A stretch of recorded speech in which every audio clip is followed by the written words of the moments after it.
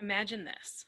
You just spent 2 hours working on email and you don't even know what you got done.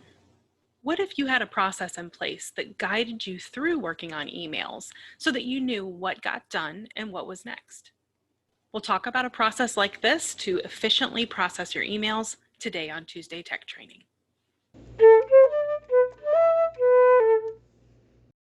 Hello and welcome to today's Tuesday Tech Training.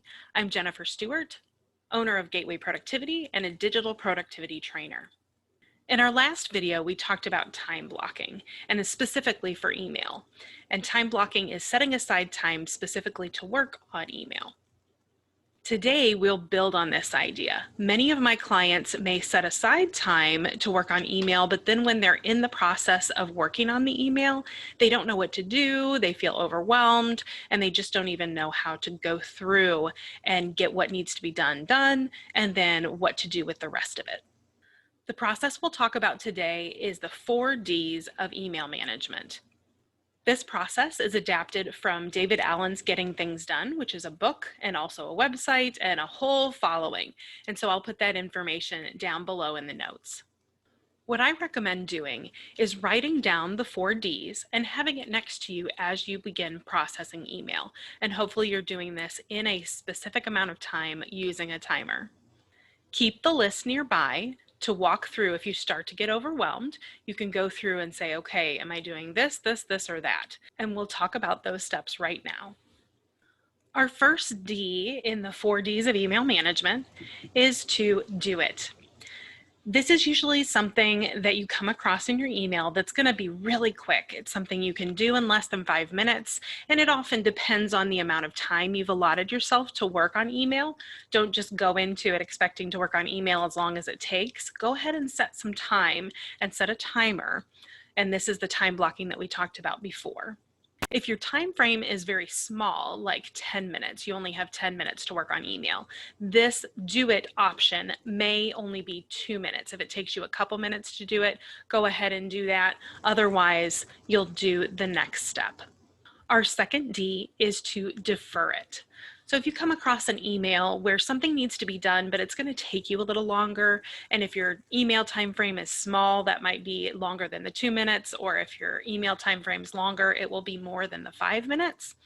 But this is something that's going to take a little bit more of your time, maybe some research, whatever it is for you, and you'll need to move it to the next step of your to-do process.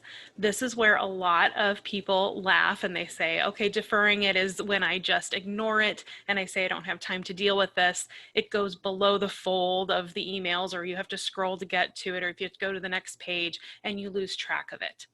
What you want to do is have a good to-do or task process in place before you start implementing these 4Ds, because defer it means you're going to take it to the next step in that to-do process.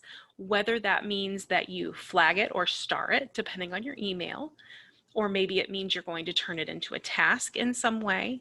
Maybe it means you're going to write it on your physical to-do list. Whatever process works for you, this is what you need to do with your email as well. So many of us treat this differently from other to-dos, but it's very much the same. And we're going to lose track of it if we don't put it in our to-do process with all of the other things like making phone calls and maybe cooking dinner, whatever those things are for you. The third D is delegate it.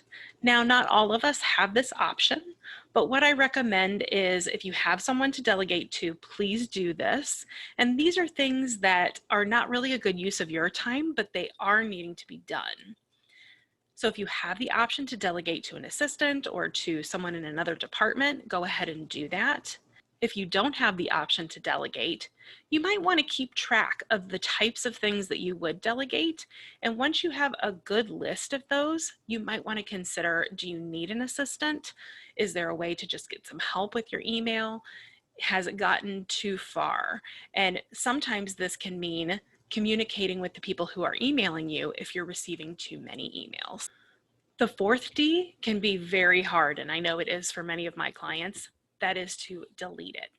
If this is an email that you're not going to reference in the future, it's not important, it's not something you need, go ahead and delete it. So many of my clients hang on to things just because maybe they were CC'd on it, or it includes information that now they've taken care of, but they don't ever need to reference the email again. Be okay with deleting the things that you don't need, because the more emails you keep, the more overwhelmed you'll be. And also, it will take up space in your email program, whether that's Outlook, Gmail, Yahoo, whatever it is. Email programs do have space that they have allotted, and you can go over that depending on what program you're using. I give you permission to delete the things that are not important. This process seems like it might be simple, but in reality, it's really important to have this sitting next to you until you get it ingrained in your mind that these are the 4 options as I'm processing my email. I'm going to do it if it's really quick. I'm going to defer it, put it to the next step in my task process if it's something that's going to take me a little bit longer. I'm going to delegate it if it's something that is not a good use of my time but does need to be done.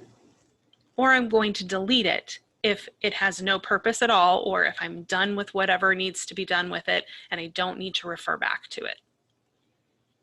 As you get used to thinking through this process, it will become habit, and you'll no longer need to keep the steps next to you as you process email. The 4 Ds of email management will keep you focused and will help you efficiently process emails. Have you had a light bulb moment from this training? If so, please let me know in the comments below, give the video a thumbs up, or share it with someone you think could benefit from the content. Also, be sure to subscribe using the red button below so that you can find out when new videos are posted. Thanks for joining me, and I'll see you next time.